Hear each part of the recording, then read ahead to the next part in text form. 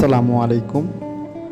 আপনারা দেখতে পাচ্ছেন গ্রামের প্রাকৃতিক সৌন্দর্য, কি সুন্দর, চতুর্দিকে সবুজে ঘেরা, অনেক সুন্দর দেখতে লাগতেছে। গ্রামের প্রাকৃতিক সৌন্দর্য একটি অনেবল শান্তি নিয়ে আসে। আপনারা মাঝে মাঝে গ্রামে ঘুরে আসুন, মনের শান্তি পাবেন।